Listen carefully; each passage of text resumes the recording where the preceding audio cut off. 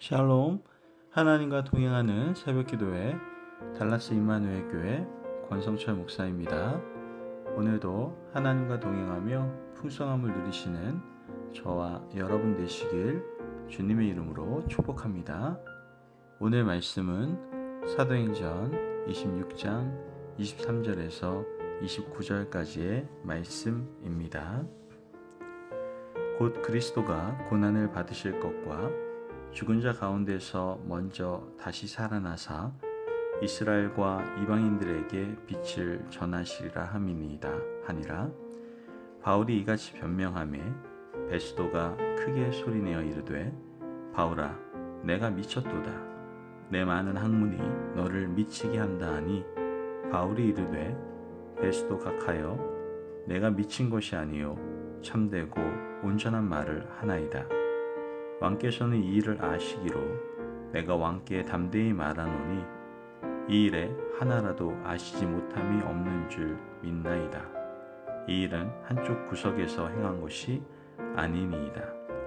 아그리빠 왕이여, 선지자를 믿으시나이까? 믿으시는 줄 아나이다.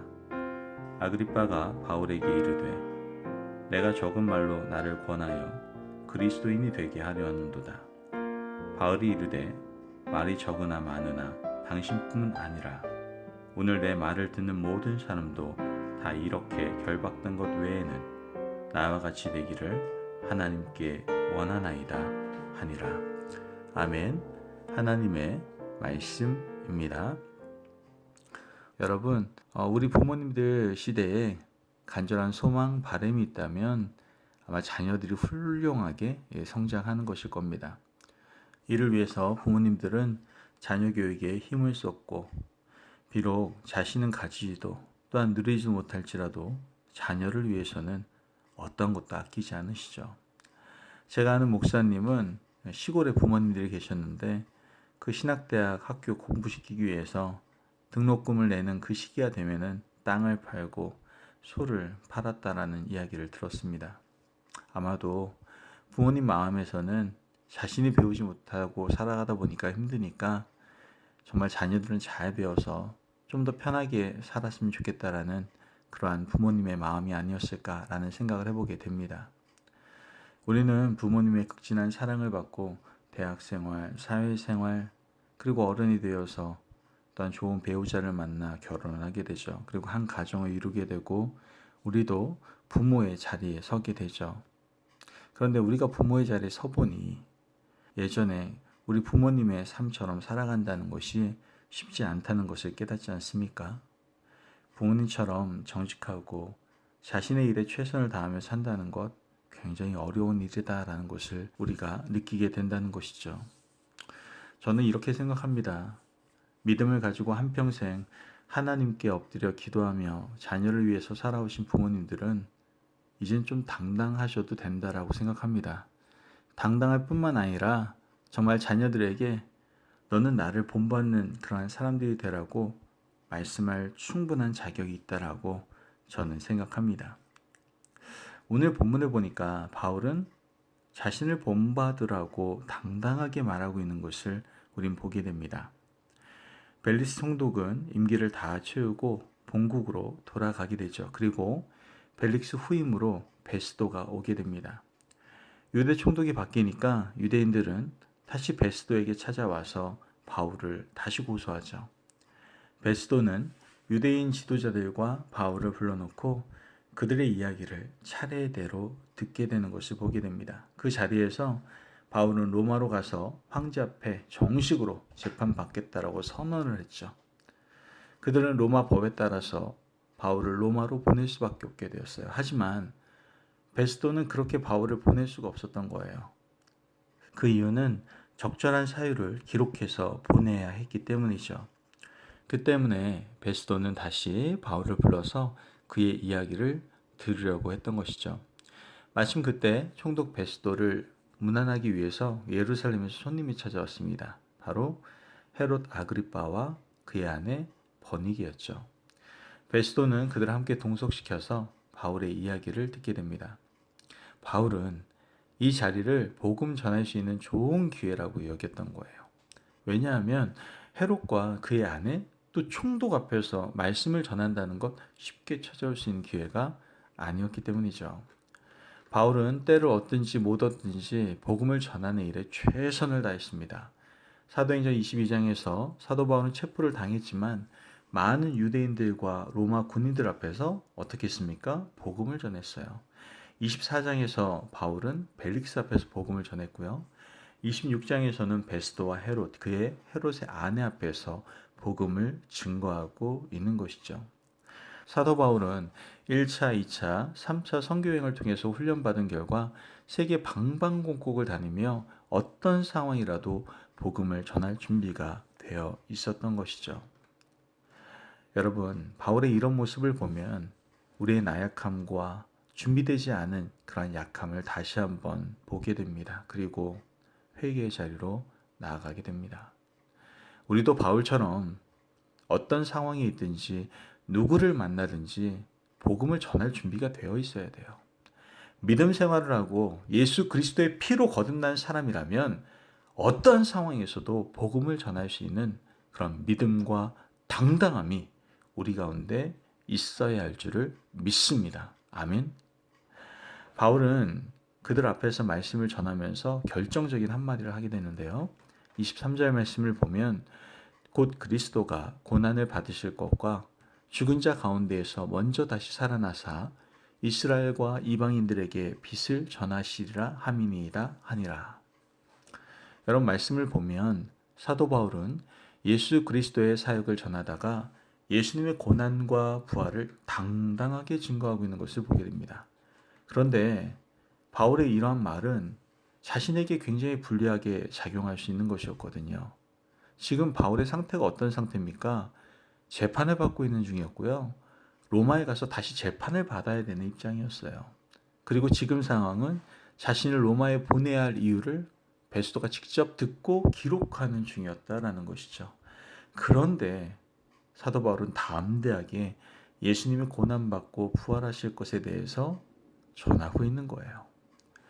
예수님께서 빌라도에게 사형을 언도받고 돌아가신 이유는 정치적인 이유였거든요. 예수님께서 십자가에 달려 돌아가실 때 십자가에 새겨진 명패가 뭐였습니까? 유대인의 왕 나사렛 예수였어요. 로마인들이 볼 때 예수님이 스스로 유대인의 왕이라고 인정한 것은 어떻게 보면 로마 황제에 대한 반역이었거든요. 예수님은 그 때문에 돌아가신 겁니다. 그런데 바울은 고난받고 부활하신 예수님을 지금 증거하고 전하고 있는 것이죠. 로마인들이 볼 때는 예수님은 당연히 죽어야 할 사람이었는데 고난으로 표현한다는 것 자체를 받아들일 수가 없었던 거예요. 그리고 그들이 죽인 예수님이 부활했다는 사실 또한 듣고 싶지 않았겠죠. 그러나 바울은 예수님이 고난받고 부활하셔서 지금도 우리와 함께 하신다는 사실을 당당하게 전하고 있는 겁니다. 베스도가 이것을 어찌 받아들일 수가 있겠어요. 베스도는 강한 거부 반응을 보입니다. 24절 말씀을 보면 바울이 이같이 변명하며 베스도가 크게 소리내어 이르되 바울아 내가 미쳤도다. 내 많은 학문이 너를 미치게 한다 하니. 베스도가 총독이라는 그 자리에서 바울의 말을 듣고 아무 반응이 없었다면 아마 주위에 있던 사람들이 베스도를 로마 당국에 고발했을 겁니다. 그 때문에 이 베스도는 굉장히 큰 과민 반응을 보이고 있는 것이죠. 진리의 말씀인 복음은 변함없는 역사적인 사실입니다. 예수님께서 고난 받으신 것과 부활하셨다는 사실은 역사적인 사실이며 이 사실은 누구도 바꿀 수 없는 확실한 사실이다라는 것이죠. 그런데 베스도는 자신의 자리를 지키기 위해서 이런 반응을 보이고 있는 거예요. 정말 불쌍한 사람이 아닐 수 없는 것이죠. 바울은 이 베스도의 반응을 보고 오히려 더 당당하게 이렇게 말을 하죠. 29절 말씀을 보면 바울이 이르되 말이 적으나 많으나 당신뿐만 아니라 오늘 내 말을 듣는 모든 사람도 다 이렇게 결박된 것 외에는 나와 같이 되기를 하나님께 원하나이다 하니라. 말씀을 보면 결박된 것 말고는 내가 믿는 예수님을 모든 사람이 믿고 자신처럼 이렇게 완전한 자유인이 되기를 원한다라고 증거하고 있는 겁니다. 여러분 얼마나 당당한 고백입니까? 바울은 갇혀 있다고 해서 기죽지 않았어요. 사도 바울은 사람들 앞에서 여러 번 자신을 변호할 기회가 있었지만 법률적인 변호를 하지 않았어요. 오히려 그가 잡힌 자리를 복음을 전하는 자리, 기회로 삼고 복음을 전하는 사람으로 하나님 앞에 서 있었던 것이죠. 여러분, 우리는 어떻습니까? 무엇 때문에 기죽고 무엇 때문에 목소리에 힘이 없습니까? 여러 가지 복잡한 문제 때문에 힘겨워하지 마시길 바라요. 우리는요, 내가 아는 예수님, 진리의 말씀 때문에 구원받은 백성으로 살아간다는 그 당당한 자신감으로 오늘 우리는 살아갈 수 있어야 된다는 거예요. 어떤 자리에서든 말이죠. 여러분, 오늘도 이 세상을 살아가면서 많은 일을 겪고 많은 사람을 만나게 될 겁니다. 그때 우리가 만나는 사람들에게 복음을 담대하게 전할 수 있는 하나님의 일꾼이 되시기를 간절히 바랍니다. 그러므로 이제 바울이 본받으라고 말한 것처럼 우리도 당당하게 복음을 전함으로 어느 누구에게나 나를 본받는 자가 되라고 말할 수 있는 하나님의 복된 자녀들 되시기를 주님의 이름으로 축복합니다. 아멘. 기도하겠습니다. 사랑이 많으신 아버지 하나님, 감사합니다. 오늘도 우리에게 귀한 말씀을 허락하여 주시고 오늘 추수감사절을 맞이하여 감사하는 마음 속에서 다시 한번 복음을 생각할 수 있게 하시니 감사합니다. 하나님, 오늘 많은 사람을 만나게 됩니다. 가족들도 더 많이 만나게 됩니다. 그 자리에서 우리가 해야 될 것은 복음을 당당하게 전하는 것임을 우리가 이 시간에 깨닫게 됩니다. 하나님, 앞으로 때를 얻든지 못 얻든지 당당하게 복음을 전하는 삶을 살아갈 수 있도록 도와주시고, 그로 말미암아 우리 인생을 돌아보며 나를 본받는 자가 되라라고 당당하게 말할 수 있는 저희들 삶이 될 수 있도록 축복하여 주옵소서. 감사하며 예수님의 이름으로 기도합니다. 아멘. 오늘도 하나님과 동행하며 풍성함을 누리시는 저와 여러분 되시길 주님의 이름으로 축복합니다. 여러분, 언제나 주님 안에서 당당하시고 자신감 있게 살아가시기를 바랍니다. 그리고 어느 자리에 있든지 때를 얻든지 못 얻든지 하나님의 복음을 담대히 전하며 우리의 인생을 통해서 내 자녀들에게든 아니면 주위 있는 모든 사람들에게 나를 본받는 자가 되라고 당당하게 말할 수 있는 복된 삶을 사시기를 간절히 바랍니다. 말씀 안에서 승리하십시오.